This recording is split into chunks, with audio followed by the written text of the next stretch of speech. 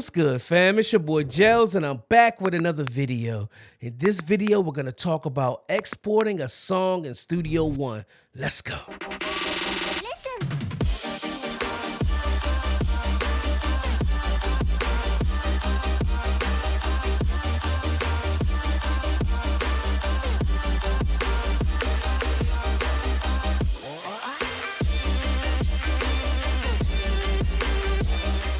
Like I said, family, in this video, we're going to talk about exporting a song in Studio One.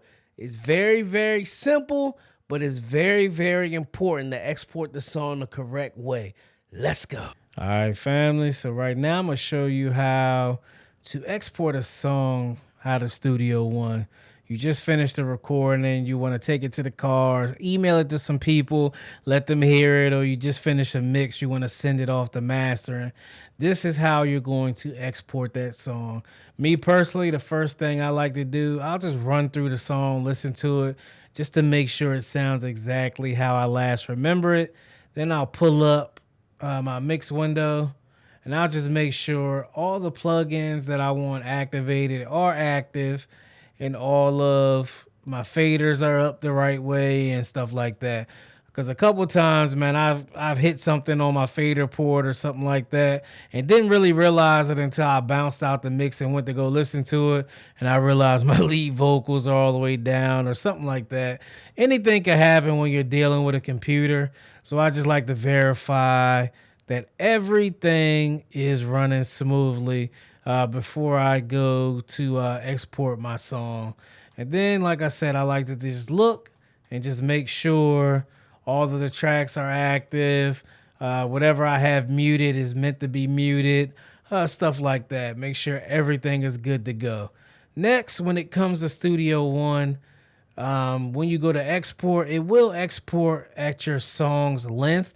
At the beginning, when you're creating your song, it asks how long is the song. I think the default length is like 5 or 6 minutes. If you go to export your songs without making a start and stop point, it will export that complete 5 or 6 minutes, or sometimes the default range is set to like 2 minutes, 3 minutes. And if it's set that low, then it won't export your complete song.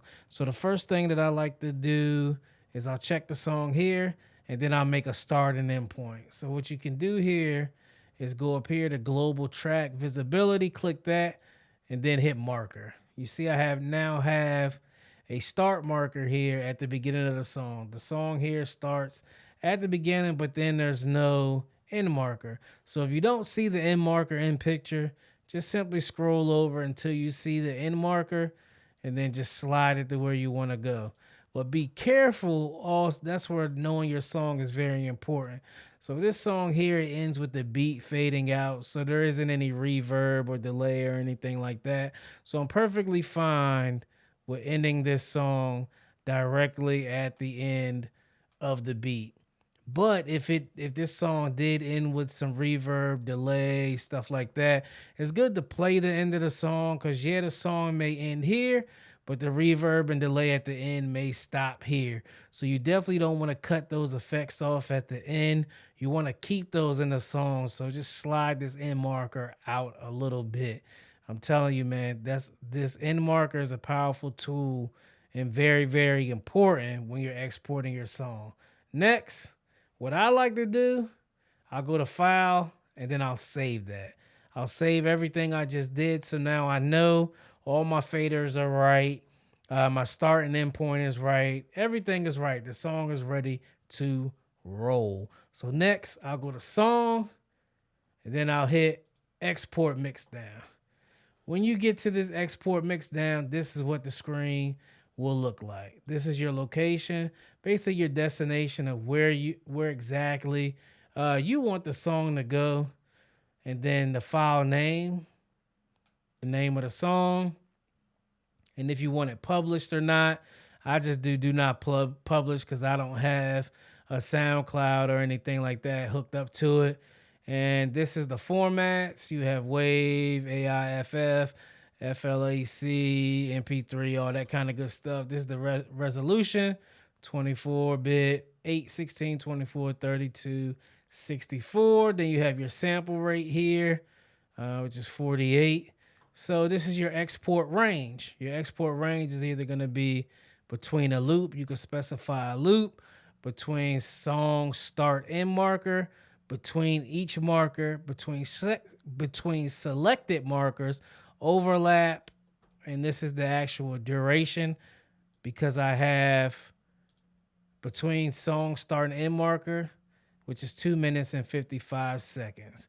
I don't adjust loudness or anything like that because it's as loud as I want it to be, so I don't need Studio One to do anything. Your output, bypass master effects, use real-time processing, right tempo to audio tracks.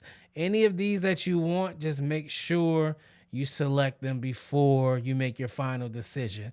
When you're exporting to send to mastering, I definitely recommend exporting a WAV file. And when you're exporting just to listen, I definitely recommend exporting an MP3. Then once you have that squared away, let's go ahead and export this MP3. And all you'll do is hit OK, and it'll start the process. As you can see, it is now exporting. And I didn't click real-time processing, so it's going a little bit faster than it would if I would have clicked real-time processing. Man, and it's that simple, man. That's how you export a song out of Studio One. Yes, sir. Exporting a song in Studio One is very, very simple, man. But like I said, it's very, very important to export the song the correct way. Hey, do me a favor. Be sure to like, subscribe, and share this video. Also, be sure to check out my website, mixedbygels.com. And I'll catch you on the next video. It's your boy Gels, baby. I'm gone.